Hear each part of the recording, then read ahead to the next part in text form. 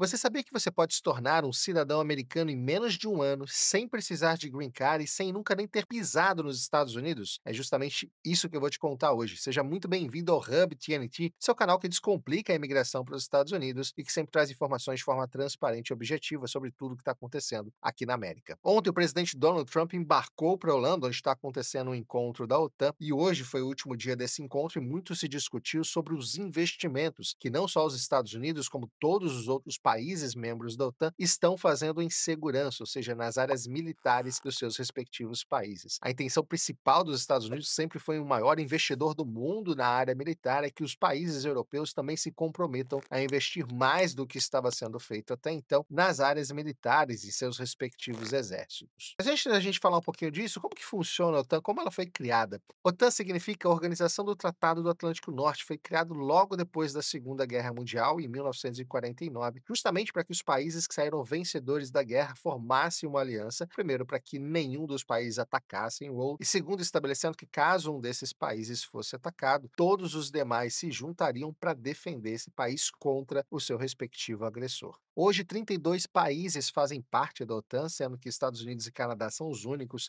aqui da América e todos os demais são países europeus. Praticamente toda a Europa faz parte da OTAN, com raras exceções. Inclusive, a guerra entre Rússia e Ucrânia iniciou-se justamente por conta da intenção da Ucrânia em fazer parte da OTAN, o que a Rússia não queria que acontecesse de forma alguma, justamente pelo fato de que uma vez que a Ucrânia fizesse parte da OTAN, todos os países europeus seriam obrigados a defender a Ucrânia caso a Rússia tentasse invadi-la. Foi justamente o que aconteceu. A Rússia invadiu antes que a Ucrânia fizesse parte e assinasse o acordo com a OTAN. Inclusive, justamente por conta da invasão russa à Ucrânia, a Suécia, que também é vizinha, foi um dos últimos países a entrarem na OTAN, fazendo isso no ano passado, em 2024, completando os 32 países que hoje fazem parte do tratado, fazem parte da organização. A principal discussão do encontro que termina hoje é o tamanho do investimento que cada país membro da OTAN é obrigado a fazer. Hoje, o acordo estabelece que todos os países precisam investir pelo menos 2% do seu PIB em segurança e principalmente em investimento militar. Os Estados Unidos é o único que investe um valor muito maior do que isso, uma média de 5 a 7% de todo o PIB americano, que é estrondoso, é investido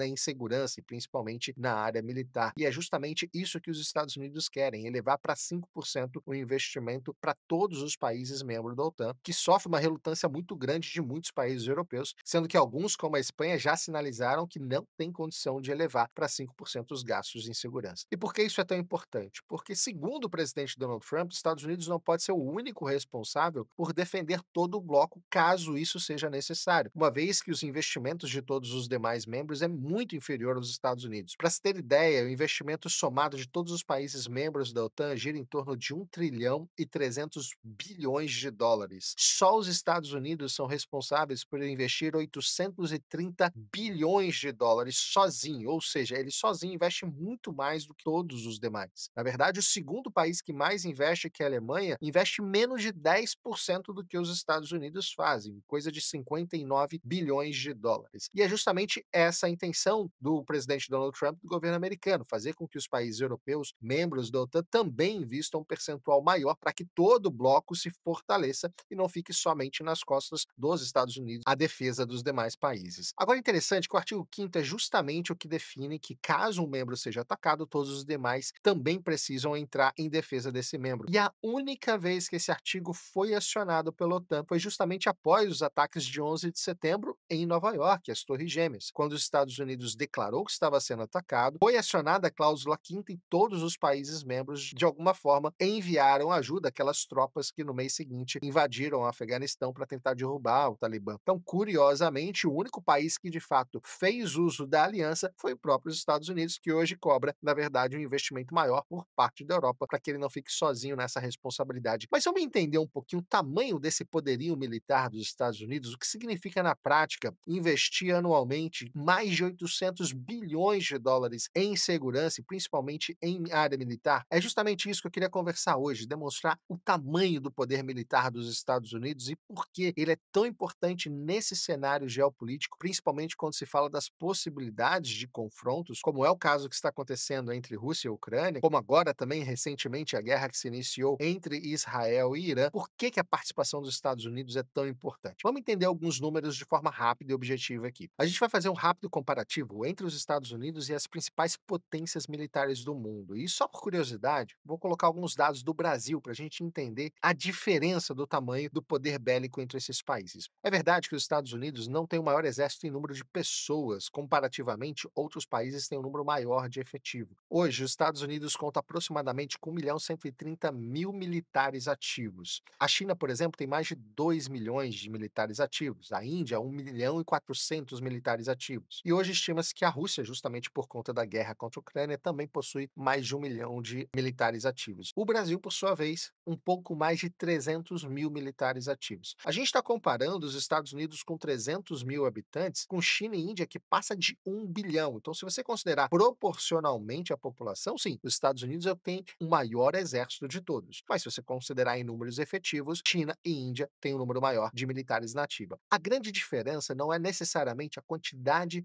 de militares, e sim o tamanho do poder bélico e principalmente o investimento em equipamento, em tecnologia. E nesse ponto, os Estados Unidos ganha disparado. Para você ter ideia, o investimento anual dos Estados Unidos gira em torno de 850 bilhões de dólares. O segundo país que mais investe, que é a China, investe um terço desse valor, aproximadamente 300 bilhões de dólares são investidos pela China anualmente, justamente na área militar. Enquanto o investimento de Rússia e Índia é ainda menor em relação a esses valores. Para se ter ideia do tamanho da diferença, o Brasil investe apenas 25 bilhões de dólares em defesa todos os anos. É um valor ínfimo perto do montante investido pelos Estados Unidos. Agora vamos comparar em termos de equipamentos militares as três maiores potências: Estados Unidos, China e Rússia. Em número de tanques de guerra, está bem parecido. Inclusive, os Estados Unidos é o que tem a menor quantidade, cerca de 4.600, enquanto a China tem quase 7.000 tanques de guerra e a Rússia aproximadamente 6.000. A grande diferença é que os tanques de guerra americanos são considerados os mais modernos e mais eficientes para a guerra, enquanto os tanques chineses são mais simples e já a maioria dos tanques russos são tanques muito antigos, a maioria deles da época da União Soviética, muitos deles, apesar do número grande, já em desuso ou obsoletos, ou seja, não operam mais. Então a comparação direta acaba ficando entre Estados Unidos e China, que têm poderes equivalentes nesse termo.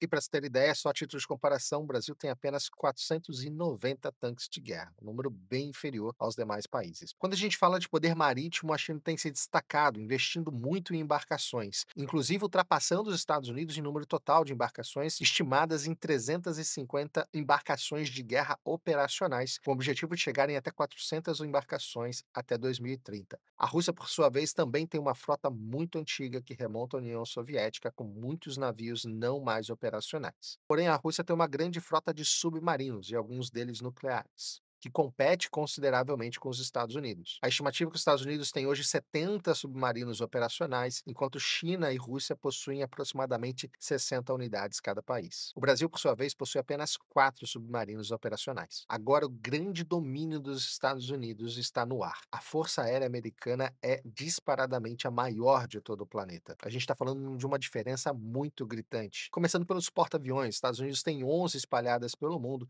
enquanto China apenas 3 e a Rússia só um que não está operacional. O Brasil não possui nenhum porta-aviões. Já em termos de aeronaves, os Estados Unidos conta com mais de 14.000 aeronaves, dentre elas as mais modernas do planeta, inclusive a própria aeronave B-2 Spirit, que era a única capaz de bombardear as instalações nucleares do Irã, que foi utilizada no último sábado pelos Estados Unidos para realizar essa operação. O poder aéreo dos Estados Unidos é absurdamente grande, nenhum país se compara a isso. Para se ter ideia, a Rússia tem apenas 4.000 aeronaves e a grande maioria delas muito antigas que não foram modernizadas e possivelmente nem estão em condições de operação. Já a China tem aumentado sim, mas ainda conta com apenas 3.000 aeronaves em sua frota, ou seja, os Estados Unidos, quando se fala em poder aéreo, é imbatível em todo o mundo. muitas delas produzidas pela própria Embraer, que é brasileira e tem uma aeronave militar dentro do seu portfólio. Eu trouxe esses números bem rápidos para a gente entender a diferença que faz esse investimento. Se a gente somar o poder bélico de todos os países da OTAN, a gente não chega a um quarto do tamanho do poderio militar dos Estados Unidos. E por isso é tão importante a Europa tentar manter os Estados Unidos dentro do acordo da OTAN, justamente para que esse poderio militar esteja em favor dos países europeus, impedindo que eles sejam ameaçados pela Rússia, por exemplo, que tem demonstrado seu interesse de expansão ali no continente. Agora, para convencer Donald Trump de fato, os países europeus vão precisar se investir mais orçamento em seus exércitos para garantir que todos eles estejam em pé de igualdade com os Estados Unidos quando se fala de comprometimento com a segurança desse bloco.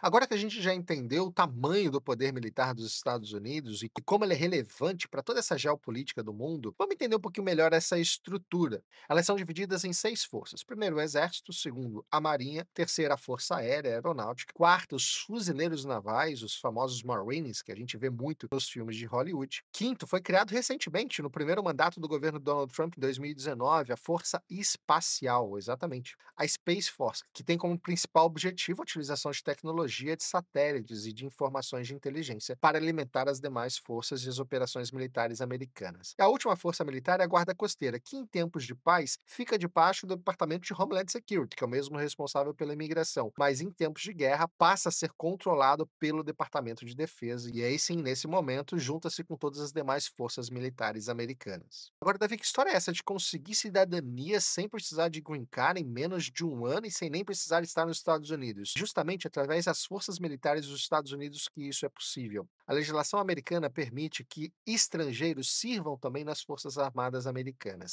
Via de regra, para você se alistar normalmente nas Forças Armadas, é necessário que você seja um residente permanente legal aqui nos Estados Unidos, ou seja, você precisa ter um green card para que você possa se alistar nas Forças Armadas. E uma vez que você se aliste depois de um ano servindo, você já pode solicitar a sua cidadania. Diferente das formas tradicionais, em que você precisa aguardar 3 anos, caso você se case com um cidadão americano, ou precisa aguardar 5 anos se você obtiver um green card, servindo as Forças Armadas com apenas um ano, você pode sim solicitar o green card. Agora, existem algumas exceções. A própria legislação garante que, em tempos de hostilidade, essa espera de um ano pode ser reduzida. O indivíduo que serve às Forças Armadas Americanas pode se tornar cidadão sem a necessidade de aguardar um ano de serviço. E desde os ataques de 11 de setembro de 2001, os Estados Unidos se considera em tempos de hostilidade. É isso mesmo, como se os Estados Unidos estivessem em guerra desde 2001. E justamente por isso, qualquer pessoa que sirva às Forças Armadas nesse período pode solicitar a cidadania em qualquer momento, ou seja, você se tornou um membro das Forças Armadas, você pode solicitar a cidadania americana. Agora, como que eu consigo a cidadania sem um green card, se eu preciso de um green card para me alistar? Existem algumas ocasiões onde um estrangeiro pode servir diretamente o exército americano, ser recrutado pelas Forças Armadas americanas, sem que ele tenha um green card. Isso geralmente é possível quando os Estados Unidos está fazendo alguma operação fora do país. Naquela localidade, ele recruta algum estrangeiro para atuar diretamente nas Forças Armadas. Nesse momento, ao fazer parte das Forças Armadas, ele pode ter o direito à cidadania americana sem nunca ter um green card e sem nem mesmo ter pisado nos Estados Unidos. Na própria base militar americana, onde ele estiver servindo, ele pode fazer o juramento à bandeira e se tornar cidadão americano. Isso não é incomum. Diversos militares estrangeiros que serviram as Forças Armadas Americanas em diversas operações, principalmente no Oriente Médio, obtiveram a cidadania através desse meio e se tornando cidadão, podendo inclusive estender o green card para os seus familiares, através do Family Based Visa. E é muito interessante que um membro da Força Armada, depois de um determinado tempo de serviço para os Estados Unidos, pode inclusive solicitar um parole, um tipo de perdão para familiares que estão irregulares dentro dos Estados Unidos. Então, existem hoje 2 caminhos através das Forças Armadas para acelerar o processo para a cidadania. Você é um green card holder e quer se alistar às Forças Armadas, você pode fazer e em menos de um ano você já pode dar entrada na sua cidadania. Se você é um estrangeiro, foi recrutado pelo exército americano fora do território americano, está em serviço regular, você também pode solicitar a cidadania em menos de um ano, sem nem mesmo ter pisado nos Estados Unidos em uma das bases militares espalhadas por todo mundo. Esse é um benefício dado por um país que valoriza muito aqueles que servem a sua pátria, defendendo principalmente os valores americanos e o principal deles, a liberdade. Todos os membros das Forças Armadas, assim como os veteranos, aqueles que já foram militares e hoje estão reformados, têm um tratamento diferenciado nos Estados Unidos. Eles têm a valorização e o reconhecimento principalmente da população americana. Isso não seria diferente também na concessão de benefícios como a cidadania. Agora eu queria ouvir de você o que que você achou disso tudo. Você sabia que os Estados Unidos tinham um poder militar tão grande, tão descomunal desse jeito, que nem se compara aos demais países? Você sabia que o militar pode conseguir a cidadania de forma tão rápida, pulando tantas etapas comuns para um cidadão civil normal? Deixe seu comentário aqui embaixo, quero muito ouvir o que que você acha a respeito disso tudo. Se você gostou desse vídeo, curte o canal, ajuda muito a gente a crescer e não deixa de se inscrever. Todo dia a gente traz vídeo novo aqui e você vai ser notificado se você se inscrever no nosso canal. Mais uma vez, obrigado pela sua companhia até aqui. Até a próxima.